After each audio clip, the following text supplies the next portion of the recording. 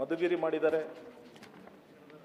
ಚಿಕ್ಕೋಡಿ ಮಾಡಿದ್ದಾರೆ, ಶಿರ್ಸಿ ಮಾಡಿದ್ದಾರೆ, ಬೆಂಗಳೂರು ದಕ್ಷಿಣ ಮಾಡಿದ್ದಾರೆ. ಅದೇ ರೀತಿಯಲ್ಲಿ ನಮ್ಮ ಸಿಂಧನೂರಿನ ಶೈಕ್ಷಣಿಕ ಜಿಲ್ಲೆಯಾಗಿ ಘೋಷಣೆ ಮಾಡಬೇಕು ಅಂತೇಳಿ ಮಾನ್ಯ ಸಚಿವರಲ್ಲಿ ಕೇಳಿದ್ದೆ. ಉತ್ತರ ಈಗ ತಾನೇ ಕಳಿಸಿದ್ದಾರೆ. ಅದನ್ನು ಪರಿಗಣಿಸಬೇಕು ಅಂಥೇಳಿ ಮಾನ್ಯ ಸಚಿವರಲ್ಲಿ ಕೇಳಲಿಕ್ಕೆ ಬಯಸ್ತೇನೆ. ರೈಟ್.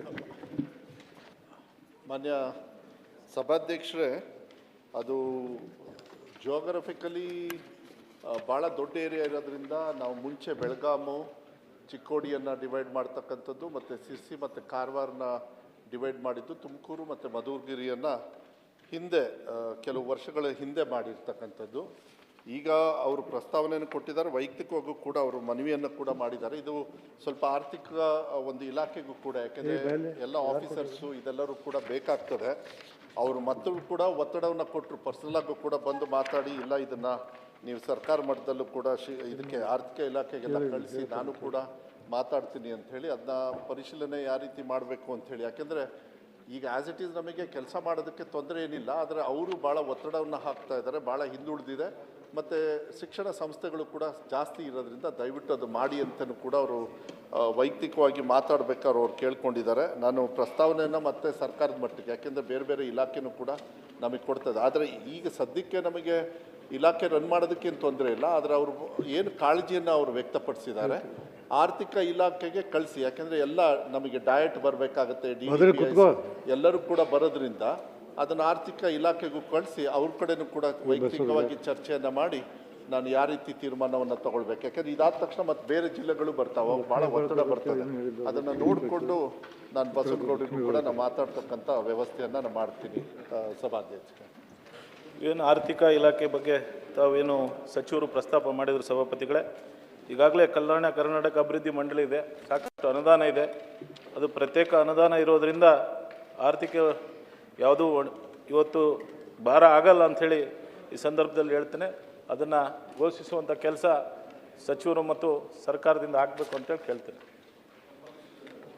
ರೈಟ್. ಲಕ್ಷ್ಮೀ ಹೆಬ್ಬಾಳ್ಕರ್ ಏನು ಹೇಳ್ಬೇಕಂತೀರಿ? ಮಾನ್ಯ ಸದಸ್ಯರು, ನಾನು ಹೊರಗಡೆ ಲಾಂಚ್ನಲ್ಲಿದ್ದೆ ಸರ್, ನಾಗರಾಜ್ ಅವ್ರದ್ದು. ಆ ಸಂದರ್ಭದಲ್ಲಿ ಗಮನ ಸೆಳೆದು 0 ಅವರ್ನಲ್ಲಿ ಒಂದು ಅಂಗನವಾಡಿಗೆ ಸಂಬಂಧಪಟ್ಟ ಹಾಗೆ ಫುಡ್ ಎಕ್ಸ್ಪೈರಿ ಡೇಟ್ ಆಗಿತ್ತು, ಅದನ್ನು ಸಪ್ಲೈ ಮಾಡಿದ್ದಾರೆ ಅಂತ ಒಂದು 0 ಅವರ್ನಲ್ಲಿ ಕೇಳಿ ಸರ್. ತಮ್ಮ ಗಮನಕ್ಕೆ ತಮ್ಮ ಮುಖಾಂತರ ಅವ್ರಿಗೂ ಹೇಳಲಿಕ್ಕೆ ಬರ್ತೇನೆ, ಯಾವುದೇ ರೀತಿಯಾದಂಥ ಎಕ್ಸ್ಪೈರಿ ಫುಡ್ಡನ್ನು ನಾವು ಮಕ್ಕಳಿಗೆ ಕೊಡಲಿಕ್ಕೆ ಸಾಧ್ಯನೇ ಇಲ್ಲ ಸರ್. ಅದು ಅವತ್ತಿನ ದಿನಾನೇ, ಯಾಕಂದರೆ ನಾನು ಸ್ಥಳೀಯವಾಗಿದ್ದೆ, ನಾನು ಬೆಳಗಾವಿನಲ್ಲೇ ಇದ್ದಾಗ ಅವತ್ತಿನ ದಿನಾನೇ ನಾನು ನಮ್ಮ DD ಅವ್ರನ್ನ CDPO ಅವ್ರನ್ನ ಎಲ್ಲರನ್ನೂ ಕಳಿಸಿ ನಾನು ಚೆಕ್ ಮಾಡಿದಂಥ ಸಂದರ್ಭದಲ್ಲಿ ಅದು 6 ತಿಂಗಳ ಮುಂಚೆ ಆ ವಿಡಿಯೋ ಮಾಡಿದ್ರು ಸರ್. ಆ ವಿಡಿಯೋ ಮಾಡಿ ಸ್ವಲ್ಪ ಬೇರೆ ಬೇರೆ ಅಲ್ಲಿ ರಾಜಕಾರಣ ಎಲ್ಲ ನಡೆದಿರೋದ್ರಿಂದ ಅದನ್ನು 6 ತಿಂಗಳ ನಂತರ ವಿಡಿಯೋ ಬಿಡುಗಡೆ ಮಾಡಿದಾಗ ಅದು ಆ ಡೇಟು ಆಗಿರಲಿ ಅಥವಾ ಒಂದು ಅಂಗನವಾಡಿಯ ಕಲರ್ ಆಗಿರಲಿ ಅದೆಲ್ಲ ಚೇಂಜ್ ಆಗಿದೆ. ಬಟ್ ಒಂದು ಮಾತನ್ನು ತಮ್ಮ ಮುಖಾಂತರ ಭಾಳಷ್ಟು ಸ್ಪಷ್ಟವಾಗಿ ಹೇಳಲಿಕ್ಕೆ ನಾನು ಬಯಸ್ತೇನೆ, ಇದು ಬಡವರ ಮಕ್ಕಳಿಗೆ ಒಂದು ಪೌಷ್ಟಿಕ ಆಹಾರ ಕೊಡುವಂಥ ಈ ಒಂದು ನಮ್ಮ ಇಲಾಖೆಯಿಂದ ಈ ರೀತಿ ಯಾರೇ ಕರ್ತವ್ಯ ಲೋಪ ಮಾಡಿರಲಿ ಅಥವಾ ಯಾವುದೇ ರೀತಿಯಾದಂಥ ತಪ್ಪುಗಳ ಆಗಿಲ್ಲ ಸರ್, ಆಗದಂಗೆ ನಾವು ನೋಡ್ಕೊಳ್ತೀವಿ. ಆ ರೀತಿ ಏನಾದರೂ ಆಗಿದ್ರೂ ಕೂಡ ನಾನು ಶಿಸ್ತು ಕ್ರಮ ಆಲ್ರೆಡಿ ನಾನು ತೆಗೆದುಕೊಳ್ತಾ ಇದ್ದೆ, ಬಟ್ ಆ ರೀತಿ ಏನೂ ಆಗಿಲ್ಲ ಸರ್. ಸರ್, ಪರಿಣಾಮಕಾರಿ ಶಾಂತಾರಾಮ್ ಕಡ್ದು. ಧನ್ಯವಾದ ಸನ್ಮಾನ್ಯ ಸಭಾಪತಿಗಳೇ. ಕುದುರೆಮುಖ ರಾಷ್ಟ್ರೀಯ ಉದ್ಯಾನವನ ವ್ಯಾಪ್ತಿಯಲ್ಲಿ ಬರುವ ಬುಡಕಟ್ಟು ಮತ್ತು ಇತರೆ ಜನಾಂಗದ ಕುಟುಂಬಗಳನ್ನು ಬೇರೆ ಕಡೆ ಅವರ ಒಪ್ಪಿಗೆಯಂತೆ ಸ್ಥಳಾಂತರಿಸುತ್ತಿರುವ ಹಾಗೂ ಅವರ ಸಾಗುವಳಿ ಮಾಡಿಕೊಂಡು ಬಂದ ಅರಣ್ಯ ಭೂಮಿಗೆ ಪರಿಹಾರ ನೀಡುವ ವಿಷಯದ ಕುರಿತು ಮಾನ್ಯ ಅರಣ್ಯ, ಜೀವಿಶಾಸ್ತ್ರ ಮತ್ತು ಪರಿಸರ ಸಚಿವರ ಗಮನ ಸೆಳೆಯಲು ಬಯಸುತ್ತೇನೆ. ಒದಗಿಸಲಾಗಿದೆ. ಉತ್ತರ ಈಗ ಒಂದು ಕೈ ಸೇರ್ತು. ಒಂದಷ್ಟು ಒಂದು ನಿಮಿಷ ಗಮನ ಸೆಳೆಯೋದು ಸೂಚನೆ ಇದ್ದಾಗ ನೀವು ಹೇಳಬೇಕು. ಮೊದಲು ಆ್ಯಕ್ಚುಲಿ ಓದಬೇಕು, ಅದನ್ನು ಉತ್ತರವನ್ನು ಓದಬೇಕು. ಓದುತ್ತಾಳದು ಅಟ್ಲೀಸ್ಟ್ ಹೇಳಿ ನೀವು, ಆಮೇಲೆ ಅವ್ರ ಪ್ರಶ್ನೆ ಕೇಳಿ ಕೂತ್ಕೊಳ್ಳಿ, ಹೇಳಿ. ಹಾಗಾದ್ರೆ ಕುದುರೆಮುಖ ರಾಷ್ಟ್ರೀಯ ಉದ್ಯಾನವನ ಅಲ್ಲಲ್ಲ ಪದ್ಧತಿ ಹೇಳ್ತೀನಿ. ಗಮನ ಸೆಳೆದ ನಂತರ ಮಂತ್ರಿಗಳು ಅವ್ರು ಬರ್ದನ್ನು ಓದಬೇಕು. ಓದಾಕ ಟೈಮ್ ಆಗುತ್ತೆ ಅಂತೇಳಿ ಅವ್ರು ವಿವರಣೆ ಹೇಳಿ ಆಮೇಲೆ ಕೇಳಿ ಕೊಡಕ್ಕೆ ಕೊಡ್ತೀನಿ. ಸ್ವಲ್ಪ ತಿಳ್ಕೊಳ್ಳಿ ನೇಮ್ಗಳನ್ನು. ಸನ್ಮಾನ್ಯ ಸಭಾಪತಿಗಳೇ, ಕುದುರೆಮುಖ ರಾಷ್ಟ್ರೀಯ ಉದ್ಯಾನವನ ವ್ಯಾಪ್ತಿಯಲ್ಲಿ ಬರುವ ಬುಡಕಟ್ಟು ಮತ್ತು ಇತರ ಜನಾಂಗದ ಕುಟುಂಬಗಳನ್ನು ಸ್ವಯಂ ಇಚ್ಛೆಯಿಂದ ಹೋಗುವವರಿಗೆ ಕುದುರೆಮುಖ ರಾಷ್ಟ್ರೀಯ ಉದ್ಯಾನವನದ ಪುನರ್ವಸತಿ ಯೋಜನೆಯಡಿ ಸರ್ಕಾರದ ಆದೇಶ ಸಂಖ್ಯೆ ದಿನಾಂಕ 18/4/2005 ಪರಿಹಾರ ಪಾವತಿಸಲಾಗುತ್ತಿದೆ. 25-26ನೇ ಸಾಲಿನಲ್ಲಿ ಲೆಕ್ಕ ಶೀರ್ಷಿಕೆ ಇವತ್ತು 2406-55 ಪುನರ್ವಸತಿ ಮತ್ತು ಸ್ವಯಂ ಭೂಸ್ವಾಧೀನ ಕಾರ್ಯಕ್ರಮ 059 ಇತರ ಖರ್ಚುಗಳು ಇದರಡಿ 10 ಕೋಟಿ ಅನುದಾನವನ್ನು ಒದಗಿಸಲಾಗಿರುತ್ತದೆ.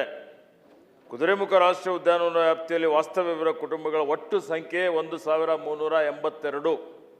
ಸ್ವಯಂ ಪ್ರೇರಿತವಾಗಿ ಪುನರ್ವಸತಿಗಾಗಿ ಅರ್ಜಿ ಸಲ್ಲಿಸಿರುವ ಕುಟುಂಬಗಳ ಸಂಖ್ಯೆ 670. ಪರಿಹಾರ ಪಡೆದಿರುವ ಕುಟುಂಬಗಳ ಸಂಖ್ಯೆ ಮತ್ತು ಒಟ್ಟು ಪರಿಹಾರದ ಮೊತ್ತ 356 ಕುಟುಂಬಗಳಿಗೆ ಈಗಾಗಲೇ ಪರಿಹಾರ ಕೊಡಲಾಗಿದೆ. 142 ಕೋಟಿ ರೂಪಾಯಿ 0934 ಕೋಟಿ.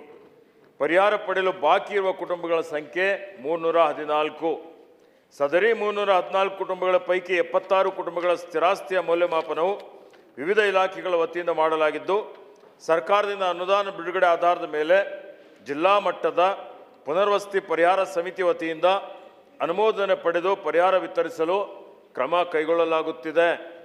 ಕುದುರೆಮುಖ ರಾಷ್ಟ್ರೀಯ ಉದ್ಯಾನವನದಲ್ಲಿ ಪ್ರಸ್ತುತ ಪುನರ್ವಸತಿ ಬಯಸಿ ಅರ್ಜಿ ಸಲ್ಲಿಸಿದ ಅರ್ಜಿದಾರರ ಮನೆ, ಜಮೀನು ಹಾಗೂ ಇತರ ತೋಟಗಾರಿಕೆ ಬೆಳೆ ಹಾಗೂ ಮರಗಳ ಮೌಲ್ಯಮಾಪನವನ್ನು ಹಾಲಿ ವರ್ಷದಲ್ಲಿ ಚಾಲ್ತಿಯಲ್ಲಿರುವ ದರದಂತೆ ಕೈಗೊಂಡು ಜಿಲ್ಲಾಧಿಕಾರಿಗಳ ಸಮಿತಿ ವತಿಯಿಂದ ಅನುಮೋದನೆ ಪಡೆದು ಸರ್ಕಾರದ ನಿಯಮದಂತೆ ಪರಿಹಾರ ಮೊಬೈಲ್ಗಳನ್ನು ಅನುದಾನ ಲಭ್ಯತೆ ಆಧಾರದಲ್ಲಿ ಪಾವತಿ ಮಾಡಲಾಗುತ್ತಿದೆ.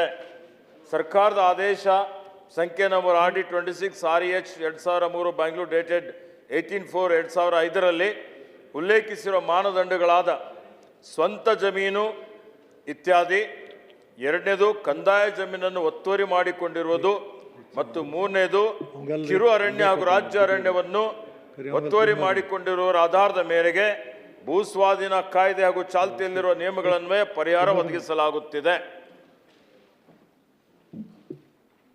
ಸನ್ಮಾನ್ಯ ಸಭಾಪತಿಗಳೇ, ಉತ್ತರ ಸಮರ್ಪಕವಾಗಿದ್ದರೂ ಕೆಲವು ಅಂಶಗಳನ್ನು ಸೇರಿಸಲಿಕ್ಕೆ ಬಯಸ್ತೇನೆ ಅಷ್ಟೇ. ಈ ವ್ಯಾಪ್ತಿಗೆ ಕುದುರೆಮುಖ ರಾಷ್ಟ್ರೀಯ ಉದ್ಯಾನವನ ವ್ಯಾಪ್ತಿಗೆ ಚಿಕ್ಕಮಗಳೂರು ಜಿಲ್ಲೆ ಜೊತೆಗೆ ಉಡುಪಿ, ಮಂಗಳೂರು ಮತ್ತು ಶಿವಮೊಗ್ಗ ಜಿಲ್ಲೆಯ ಕೆಲವು ಗ್ರಾಮಗಳು ಬರ್ತವೆ. ಇದರಲ್ಲಿ ವಿಶೇಷವಾಗಿ ಚಿಕ್ಕಮಗಳೂರು ಜಿಲ್ಲೆಯ ಕೆರೆಕಟ್ಟೆ ಗ್ರಾಮ ಪಂಚಾಯತ್ ಸಂಬಂಧಪಟ್ಟಂತೆ ಅಲ್ಲಿಯ ಸುಮಾರು 350ಕ್ಕೂ ಹೆಚ್ಚು ಕುಟುಂಬಗಳು ಬುಡಕಟ್ಟು ಕುಟುಂಬಗಳು ಇರ್ತವೆ.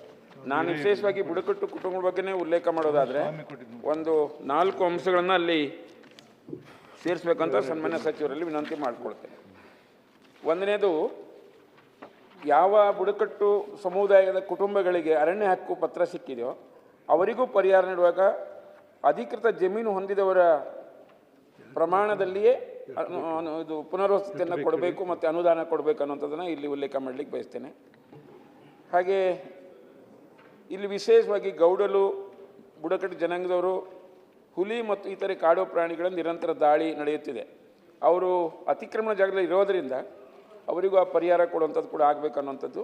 ಇನ್ನು ಕೊನೆಯದೊಂದು ಪಾಯಿಂಟ್ ಆದರೆ, ವಿಶೇಷವಾಗಿ ಮುಂಡುಗಾರು, ಗೌಡಲು ಕಾಲನಿಯಲ್ಲಿ, ಹಾಗೆ ಗುರಿಗೆ ಗ್ರಾಮ, ಈ ಬೇರೆ ಬೇರೆ ಗ್ರಾಮಗಳಲ್ಲಿರುವಂಥ ಎಲ್ಲ ಬುಡಕಟ್ಟು ಸಮುದಾಯದ ಕುಟುಂಬಗಳಿಗೆ ಅರಣ್ಯ ಹಕ್ಕು ಪತ್ರ ಹೊಂದಿರಲಿ ಅಥವಾ ಮೂಲ ಜಮೀನಿರಲಿ, ಅವರಿಗೆ ಈ 2025-26 ದರದಂತೆ ಜಮೀನು ಮತ್ತು ಪರಿಹಾರ ಕೊಡಬೇಕು ಅನ್ನೋಂಥ ವಿನಂತಿಯನ್ನು ಮಾಡ್ಕೊಳ್ತೇನೆ. ಧನ್ಯವಾದಗಳು. ಸನ್ಮಾನ್ಯ ಸಭಾಪತಿಗಳೇ, ಯಾರ್ದು ಪಟ್ಟಾ ಜಮೀನಿದೆ ಅಂಥವರಿಗೆ ಮಾತ್ರ ಪರಿಹಾರ ಕೊಡಲಿಕ್ಕೆ ಅವಕಾಶ ಇದೆ. ಅವರು ಅರಣ್ಯ ಹಕ್ಕು ಕಾಯ್ದೆ ಅಡಿಯಲ್ಲಿ ಬರುವಂಥವರಿಗೆ ಸಹಿತ ಪರಿಹಾರ ಕೊಡಬೇಕು, ಅದನ್ನು ವಿಸ್ತರಿಸಬೇಕು ಅನ್ನೋಂಥದ್ದು ಅವರು ಪ್ರಸ್ತಾವನೆ ಸಲ್ಲಿಸಿದ್ದಾರೆ. ಅದನ್ನು ಪರಿಶೀಲನೆ ಮಾಡಲಾಗುವುದು. ನಿರ್ಭೀತ, ನಿಷ್ಪಕ್ಷಪಾತ, ವಿಶ್ವಾಸಾರ್ಹ ಸುದ್ದಿಗಳಿಗೆ ಮತ್ತೊಂದು ಹೆಸರಾಗಿರುವ ನ್ಯೂಸ್ 18 ಕನ್ನಡ ಈಗ ಆಪ್ನಲ್ಲೂ ಲಭ್ಯವಿದೆ. ದಯವಿಟ್ಟು ಇಲ್ಲಿರುವ QR ಕೋಡ್ ಅನ್ನು ಸ್ಕ್ಯಾನ್ ಮಾಡಿಕೊಂಡು ಆಪ್ ಡೌನ್ಲೋಡ್ ಮಾಡೋದಕ್ಕೆ ಮರಿಬೇಡಿ.